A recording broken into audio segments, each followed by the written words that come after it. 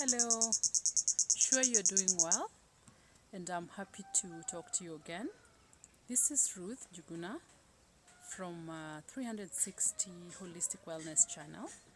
We were talking about eating habits or meals. We started on the three classes of food.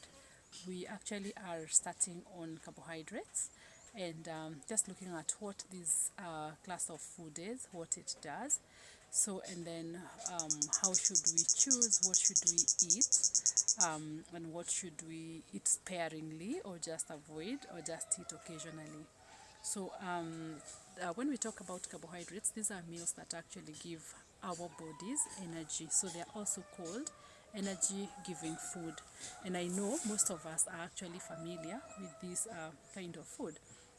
And so, when we talk about it, I know most of the time we are looking at it in terms of just looking at grains, mahindi, rice, then we are looking at nduma, gouache, and such.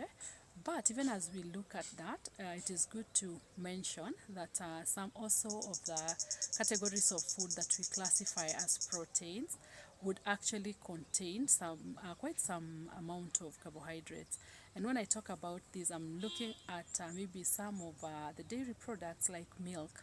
Even as we talk about milk, it also contains some amount of carbohydrates, so it's not only protein. Because I know most of the time we will do maziwa, mala, and ugali, and maybe also take a fruit, maybe a banana, and think, oh, we have really done this well. It is okay, but it is good to note that some fruits as well have some amount of carbohydrates.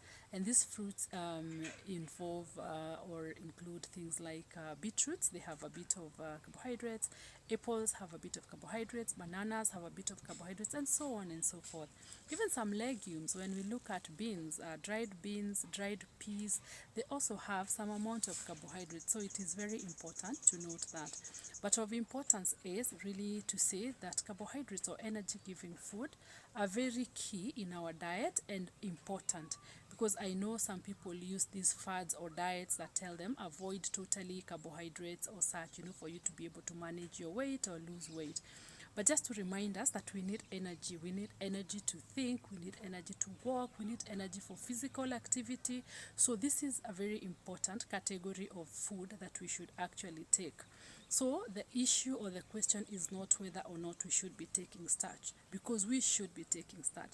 So the question is how much, how do we make a choice? So because we have some that are healthier, and when I talk about some that are healthier, I am looking at the whole ones. If you are talking about maize, maybe na tumeenda kisiagi, the whole grain flour for ugali, as compared to the other one that we usually call grade 1. If you're talking about gouache, given a choice between gouache and a piece of cake, then it would be healthier to choose a piece of gouache. Doma is also another whole one. So those are just some of the ones that we could actually choose. I'm not saying that we shouldn't eat totally the others, but I'm saying as comparing the processed carbohydrates and the non-processed one, the processed ones are actually healthier, so are a better choice for us to choose.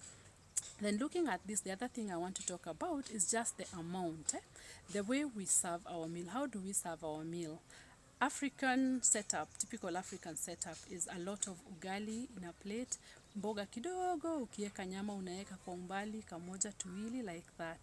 But I would also want to encourage that we should actually eat, do maybe the opposite, do a lot of the vegetables, just enough, one piece of ugali, two.